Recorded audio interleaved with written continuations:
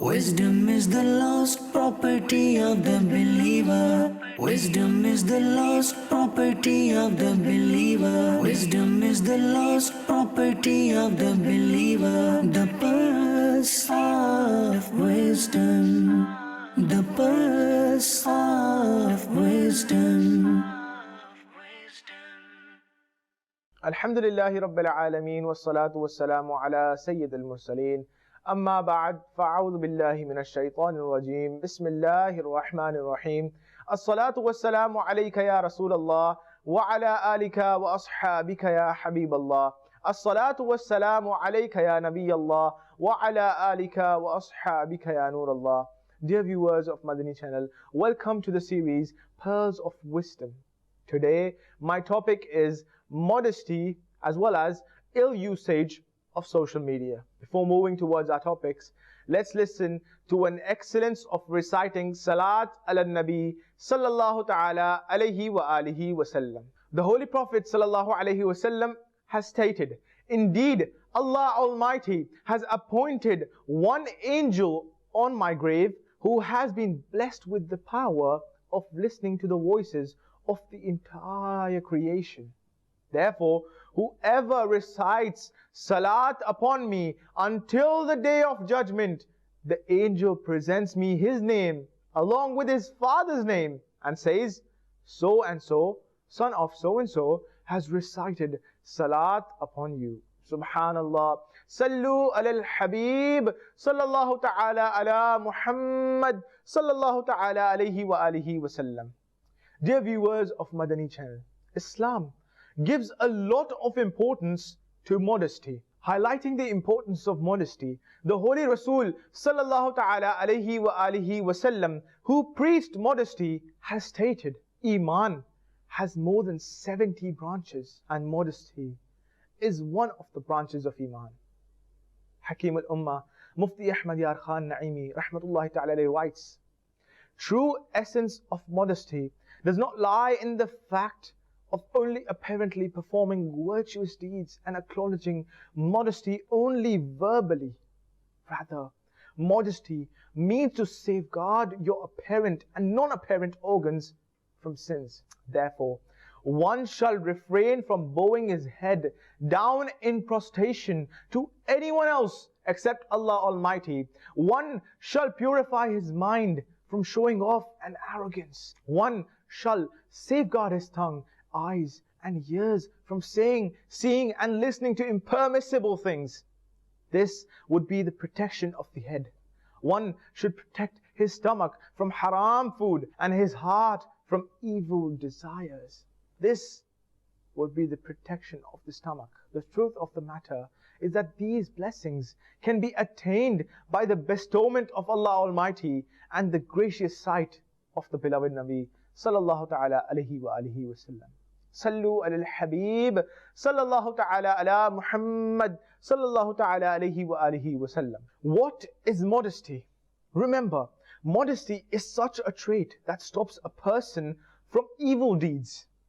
The Holy Nabi sallallahu alayhi wa sallam has stated, if you do not possess modesty, then do whatever you like. Amir Ahl Sunnah states, this saying is to make us feel fear that do whatever you like. You reap what you sow. If you do bad, perform an immodest action, then you will face its punishment. A noble person gave his son some advice. Its summary is as follows. Whilst committing a sin, when you feel no shame from anyone on the earth or in the sky, then consider yourself to be amongst the animals. Allama Ali Qari, rahmatullahi ta'ala alayhi, states regarding modesty, modesty is the trait that prevents a person from committing evil deeds due to Iman. Dear viewers of Madani Channel, environment and upbringing play a vital role in spreading modesty. One's modesty develops further if he is blessed with a modest environment. Whereas company of immodest people makes a person immodest, taking the purity of his heart and eyes away.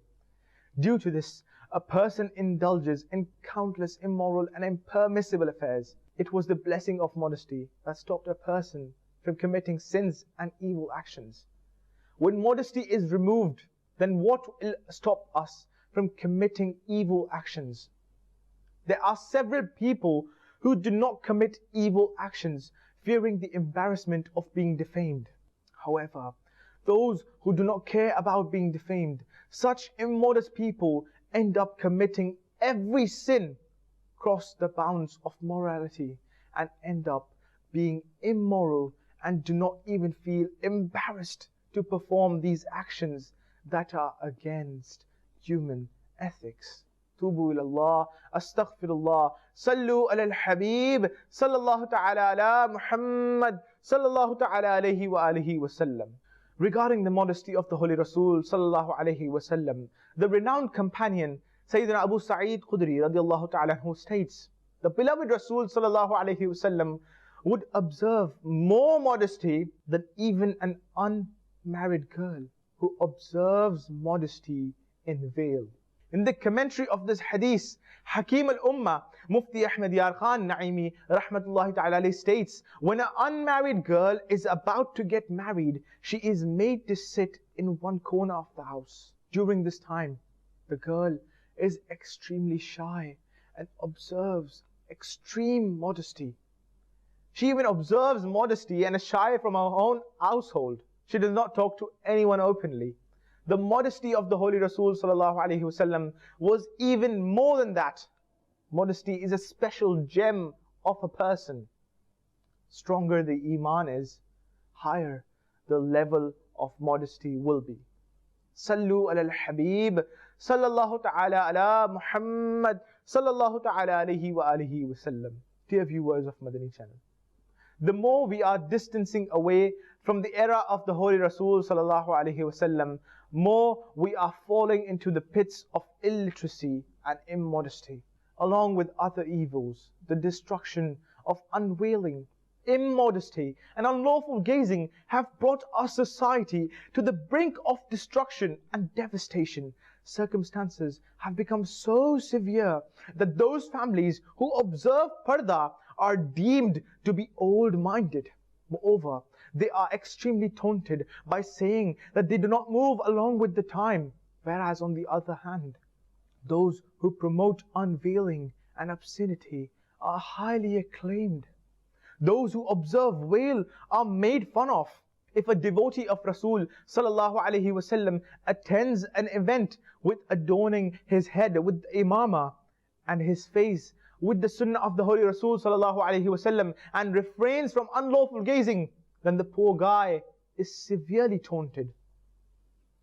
Somebody says, take off this imama, and somebody says, just leave it.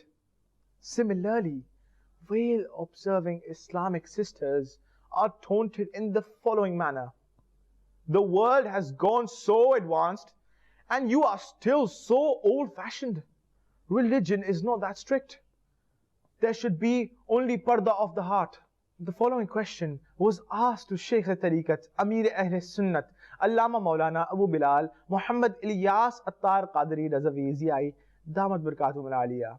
What is the truth behind the phrase, there should be only veil of the heart?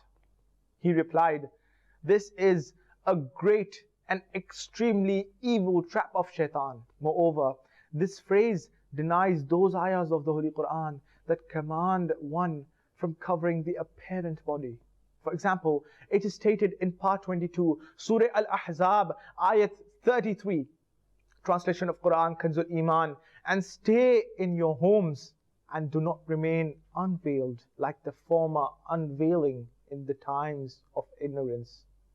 Sallu al-Habib, sallallahu ta'ala ala Muhammad, sallallahu ta'ala alayhi wa alihi wa sallam. Now let's move towards the next part of this episode. Social media. Yes, social media is like a knife that has good usage as well as ill usage. Unfortunately, there is more ill usage of social media in our society. Before, the usage of social media was limited, but since this facility has become available on mobile phones, even small-aged children are falling prey to it and destroying their future. Those who fall prey to this remain deprived of acquiring knowledge, fail to attain a prominent status in the society, lose morals, and become disgraced all around. Let us listen to some harms of social media. Number 1, spiritual loss. It is stated on page number 33 of the monthly magazine Faizan-e-Medina, October 2017 edition. Those who use social media, it is very difficult for them to refrain from sins, especially unlawful gazing, because people with corrupt beliefs and disbelievers also use social media in large numbers. That's why sometimes there is a great risk for a common Muslim to fall prey to the whispers and develop corrupt beliefs or become an apostate. Harm number 2 is the physical loss. Social media accounts are normally accessed through mobile phones or computers. Both of them are harmful to one's eyesight. Moreover, in case of not using it in the right posture, can also result in affecting one's muscles. Harm of social media number 3 is the educational loss. Using time effectively is the key to success in education, whether worldly or religious. There would perhaps not be anything else that wastes one's time as much as social media does. It is possible that in the future, this ummah gets deprived of authentic scholars, competent doctors and engineers because students waste most of their time using social media. Harm number 4 is the social loss. Although you can contact the entire world by sitting at one place through social media, but this has created distances amongst our own loved ones. Father, mother and children are all busy in their own social media accounts and are unable to give time to each other. Harm number 5 is the economic loss. One spends a lot of money on the internet to use social media. Same time and money could be utilized more effectively in order to strengthen one's position. May Allah Almighty enable us to appreciate time. Ameen. Sallu ala al-Habib, sallallahu ta'ala ala Muhammad, sallallahu ta'ala alayhi wa alihi wa sallam. O devotees of Rasul, sallallahu alayhi wa sallam, did you not see what severe destructions social media contains and what kinds of evil are spreading in the society because of it? Therefore, wise approach is to spend time with family members after work rather than wasting it on social media.